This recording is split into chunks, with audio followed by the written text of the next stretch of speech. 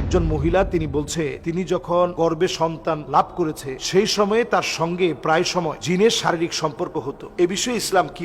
কেউ তার স্বামী ছাড়া অন্য কেউ ঘুমের ঘোরে অথবা একটু অবচেতন চোখটা বন্ধ করে আছে, কেউ জামা কাপড় ধরে টান দিল, অথবা হঠাৎ করেই মনে হলো স্পর্শকাতর কোনো স্থানে স্বামী এখন ঘরের মধ্যে নেই, অথবা তিনি অন্য কোথাও ঘুমাচ্ছেন, অথবা তিনি ঘরের মধ্যে থাকলেও এই মুহূর্তে এই জায়গায় নেই, এরকম কেউ স্পর্শকাতর জায়গার মধ্যে স্পর্শ করেছে, এটা ফিল করেছে, এটা হতে পারে কিনা? জিনেরা এটা করতে পারে কিনা?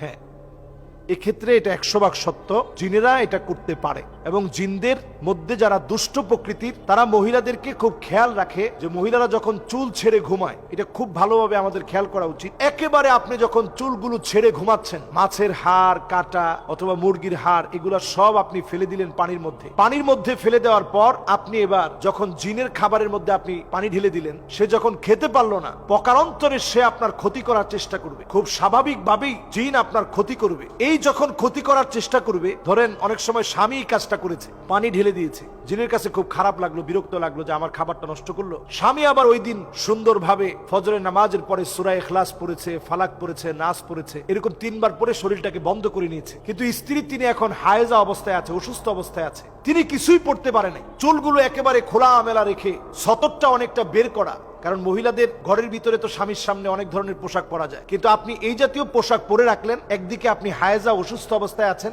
অন্যদিকে আপনি ছোটখাটো পোশাক পরলেন যে আপনার স্বামী দেখলে আপনার স্বামীর চোখে ভালো লাগবে, এই জন্য আপনি পরলেন, খোলামেলা একটু ড্রেস পরলেন। আবার চুলগুলো এলোমেলো আপনি একেবারে খোলা রেখে আপনি ঘুমিয়ে পড়লেন। এই যে অবস্থার যখন সৃষ্টি হয়, তখনই দুষ্ট জিনেরা এসে আক্রমণ করে এবং আপনার ক্ষতি করার চেষ্টা করে। কারণ ওই অবস্থায় আপনি আল্লাহর নামটা, বিশেষ করে আয়াতুল কুরসি আপনি পড়েন না। আয়াতুল কুরসি কিন্তু পড়া উচিত, দোয়া হিসেবে আমরা পড়ি না। এবং প্রতিনিয়তই ওই সময় লা হাওলা ওয়ালা কুওয়াতা ইল্লা বিল্লাহ পড়া উচিত, আমরা পড়ি না। বিভিন্ন দোয়াগুলা পড়া উচিত, আমরা পড়ি না। আমরা মনে করি আমরা হায়েজা অবস্থায় আছি, এই সময় দোয়া পড়বো কেন? দোয়াগুলা প্রতিনিয়ত আপনার পড়া দরকার, নিজের সেফটির জন্য প্রতিনিয়ত পড়া দরকার। যখন না পড়ে, আমি সাক্ষাৎকার যতটুকু আমার দেখার সুযোগ হয়েছে, আমি অবাক হয়ে গেছি একটা জিন মানুষকে কতটা কষ্ট দিতে পারে। তবে এই ক্ষেত্রে আমি একটা বিষয় পরিষ্কার বলতে চাই যে আন্নাল জিন্না খলাকাহুল্লাহু মিন নার, আল্লাহ রাব্বুল আলামিন জিনদেরকে সৃষ্টি করেছেন আগুন থেকে। বাইনামাল ইনস কাদ খালাকা মিন তিন, মানুষকে আল্লাহ রাব্বুল আলামিন সৃষ্টি